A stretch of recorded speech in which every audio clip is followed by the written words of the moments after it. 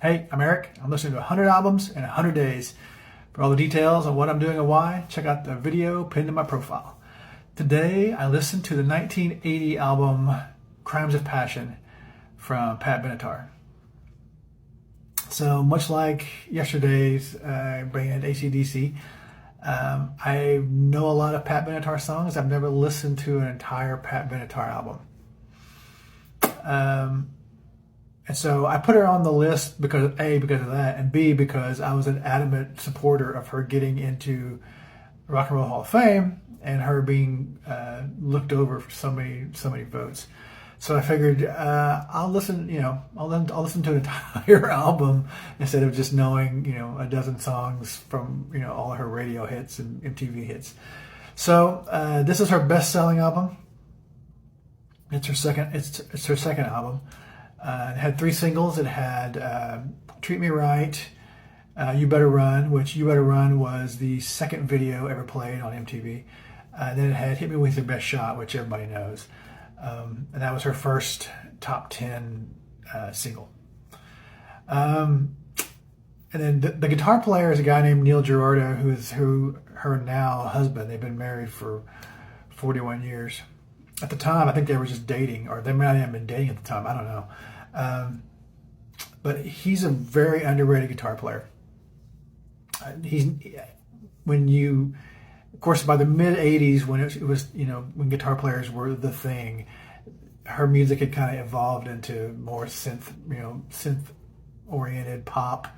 It wasn't really rock music per se, like it is in the first couple of albums. He's a very underrated guitar player. And I liked his guitar work on Little Paradise and Hell is for Children. Hell is for Children gets played a lot on Classic Rewind and every so often on 80s on 8, but mostly on Classic Rewind. I like his guitar playing on both of those songs. For the rest of the album, it was kind of hit and miss. It's very dated. I mean, it's from 1980, so I mean, of course, it's dated. Some of the songs, the rest of the songs are just kind of hit and miss with me. There was, I like parts of them, but some of them were just kind of forgettable. I think overall, I will probably just stay, a playlist Pat Benatar fan. I do have Hit Me With Your Best Shot on my big 80s playlist. I don't have Treat Me Right or You Better Run on there, I don't think. I can't remember. There's 600 songs on there. But I have plenty of other Pat Benatar songs on that playlist from later in the 80s. So I probably just will stay with that. I don't know that I'll listen to this album again. I mean, the big song on there is Hit Me With Your Best Shot.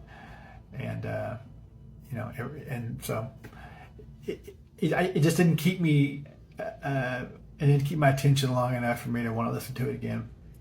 So, I mean, some of her newer stuff, like mid '80s, I might check that out.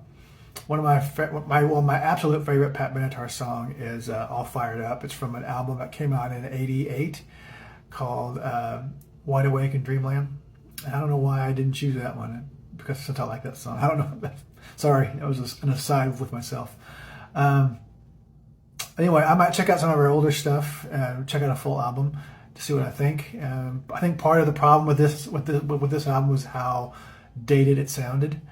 But being from the 80s, from 1980, what do you expect? So we'll see. Other than that, I'll probably just stick to being a playlist Pat Benatar fan. Still love her voice. I could listen to her sing, a phone book with that rock and roll voice of hers. She has just a great voice. It was great seeing her inducted in the Hall of Fame last year. I don't know that I would suggest you listen to the album.